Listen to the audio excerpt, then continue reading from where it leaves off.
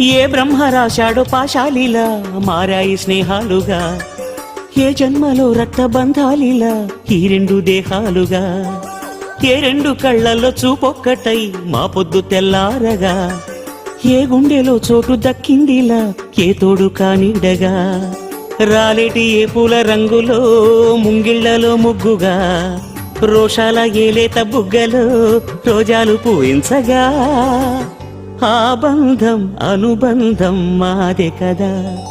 చిన్ని చిన్ని ఈ పువ్వులు చూసి జాబిలి నవ్వింది, సిరి వెన్నెల జల్లింది.